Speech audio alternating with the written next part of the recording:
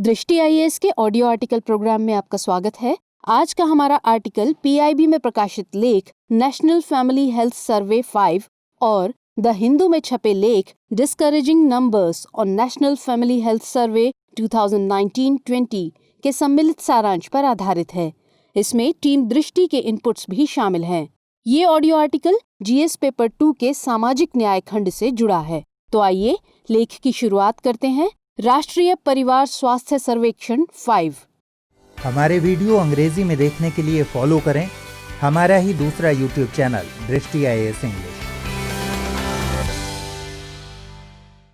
Universal health coverage day के मौके पर स्वास्थ्य मंत्री डॉक्टर हर्षवर्धन ने राष्ट्रीय परिवार स्वास्थ्य सर्वेक्षण 5 यानी NFHS 5 के पहले फेज के आंकड़े जारी किए थे। ये आंकड़े 22 राज्यों और संघ शासित प्रदेशों से संबंधित हैं। आंकड़े कुछ प्रमुख संकेतकों मसलन जनसंख्या, प्रजनन और बाल स्वास्थ्य, परिवार कल्याण और पोषण से संबंधित हैं। आपको बता दें कि यूनिवर्सल हेल्थ कवरेज डे हर साल 12 दिसंबर को मनाया जाता है। साल 2017 में यूएन ने इसकी आधिकारिक तौर पर घोषणा की थी।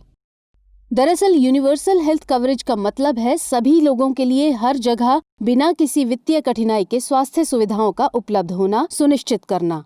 तो आइए आज के आर्टिकल में हम NFHS 5 के प्रमुख बिंदुओं पर बात करते हैं।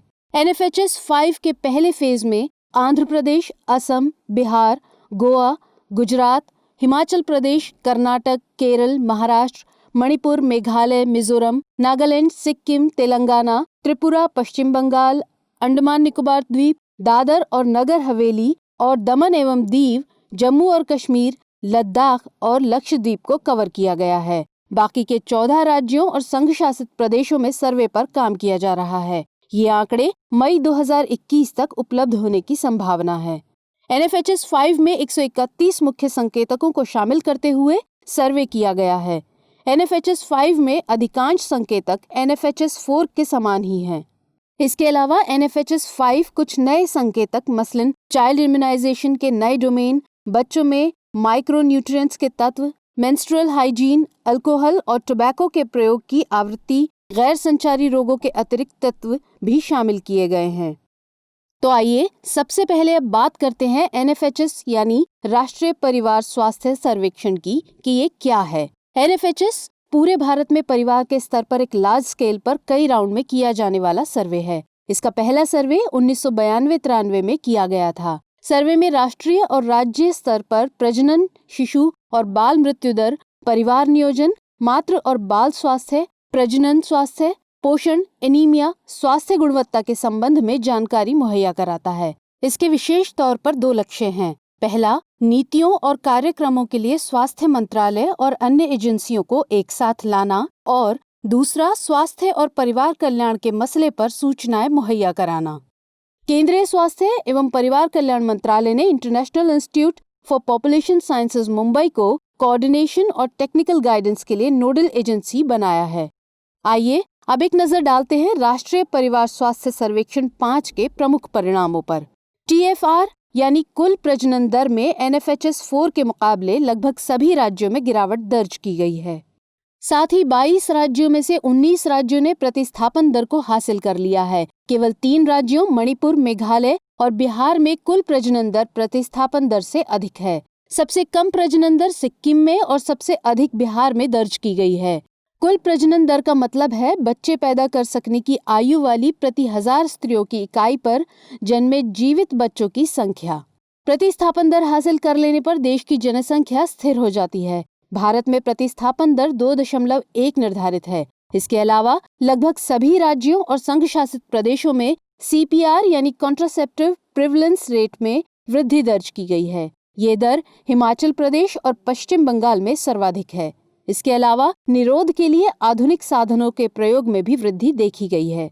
साथ ही सभी राज्यों और संघ शासित प्रदेशों में 12 से 23 महीने के बच्चों में टीकाकरण में तेजी दर्ज की गई है।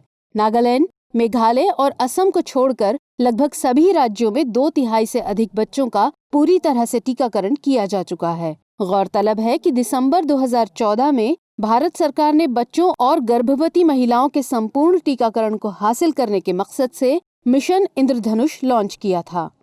प्रजनन स्वास्थ्य के मुद्दे पर बात करें तो संस्थागत प्रसव में बढ़ोतरी हुई है। 22 राज्यों में से 14 राज्यों में 90% से अधिक संस्थागत प्रसव होता है। संस्थागत प्रसव में वृद्धि के साथ निजी स्वास्थ्य केंद्रों पर सी सेक्शन प्रसव में बढ़ोतरी हुई है। संस्थागत प्रसव से मतलब है किसी क्षेत्र में स्वास्थ्य सुविधा केंद्रों पर होने वाले प्रसव का अनुपात। गरीब गर्भवती महिलाओं में संस्थागत प्रसव को बढ़ावा देने के मकसद से राष्ट्रीय स्वास्थ्य मिशन के तहत जननी सुरक्षा योजना चलाई जा रही है। अधिकांश राज्यों और संघ शासित प्रदेशों में जन्म पर लिंगानुपात में या तो कोई बदलाव नहीं हुआ है या बढ़ोतरी हुई है। तेलंगाना, हिमाचल प्रदेश, गोवा, दादर और नगर हवेली और दमन एवं दीव में लिंगानुपात 900 से कम है। बच्चों और महिलाओं में एनीमिया के मामले चिंता का कारण बने हुए हैं। 22 में से 13 राज्यों में आधे से अधिक महिलाएं और बच्चे एनीमिया से ग्रस्त हैं। हाइपरटेंशन के मामले महिलाओं की तुलना में पुरुषों में अधिक हैं। केरल में हाई ब्लड ग्लूकोज लेवल वाले पुरुषों की संख्या सर्वाधिक है। सभी 22 राज्यों और संघ शासित प्रदेशों में घरों में साफ सफाई और खाना पकाने के लिए स्वच्छ ईंधन की उपलब्धता बढ़ी है। भारत सरकार ने स्वच्छ भारत मिशन के जरिए घरों में टॉयलेट और प्रधानमंत्री उज्ज्वला योजना के जरिए स्वच्छ ईंधन मुहैया कराने का प्रयास किया है। NFHS 4 से NFHS 5 के दौरान महिलाओं द्वारा बैंक अकाउंट के उपयोग में प्रगति दर्ज की गई है। सर्वे में पहली बार इंटरनेट तक पहुंच के आंकड़ों का कलेक्शन किया गया है, जिसमें कई राज्यों में महिला और पुरुषों के बीच असमानता देखी गई है। कर्नाटक और बिहार जैसे राज्यों में महिलाओं के मुकाबले पुरुषों के पास इंटरनेट की उपलब्धता अधिक है। सिक्किम एकमात्र ऐसा राज्य है जिसमें महिला और पुरुषों के बीच इंटरनेट पहुंच लगभग बराबर है। त्रिपुरा में बाल विवाह में वृद्धि के साथ टीनेज प्रेगनेंसी में भी इजाफा हुआ है। 5 राज्यों मसलन असम, कर्नाटक, महाराष्ट्र, मेघालय और पश्चिम बंगाल में यौन हिंसा के मामलों में वृद्धि दर्ज की गई है। पार्टनर द्वारा की गई हिंसा के मामले अधिकांश राज्यों और संघ शासित प्रदेशों में कम हुए हैं, लेकिन 5 राज्यों सिक्किम, महाराष्ट्र, हिमाचल प्रदेश, असम और कर्नाटक में इन मामलों में वृद्धि दर्ज की गई है। आपको बता दें कि NFHS 5 के आंकड़े 22 राज्यों और संघ शासित प्रदेशों के लिए ही आए हैं। मई 2021 के बाद पूरे आंकड़े प्राप्त होने पर एक डिटेल पिक्चर सामने आ सकेगी। आइए अब जानते हैं ऐसे में आगे की राह क्या हो। NFHS 5 के चिंतनीय आंकड़ों को देखते हुए एक बात पक्की है कि लोक स्वास्थ्य प्रणाली मजबूत करने के लिए सरकार, एजेंसीज और खासकर जिला प्रशासन के बीच बेहतर तालमेल होना जरूरी है। NFHS 5 में जो भी आंकड़े प्रस्तुत किए गए हैं, उनके लिहाज से कार्रवाई करने के लिए यह जरूरी हो गया है कि नीति के स्तर पर काम करने के लिए लोगों की स्वास्थ्य प्रोफाइल सरकार के पास डिजिटल रूप में मौजूद हो। इसके अलावा सरकार को स्वास्थ्य संबंधी सभी योजनाओं का प्रभावी क्रियान्वयन सुनिश्चित करना होगा। NFHS 5 हमें महत्वपूर्ण आंकड़े देता है जो स्वास्थ्य संबंधी नीति निर्माण में काम आ सकते हैं। इसलिए इन आंकड़ों पर विशेष ध्यान दिए जाने की जरूरत है, खासकर महिलाओं के स्वास्थ्य के लिए। तो आइए अब नोट करते हैं आज का सवाल। राष्ट्रीय परिवार स्वास्थ्य सर्वेक्षण 5 के प्रमुख आंकड़ों को शामिल करते हुए भारत सरकार द्वारा विभिन्न संकेतकों के सुधार के लिए किए गए प्रयासों का उल्लेख कीजिए।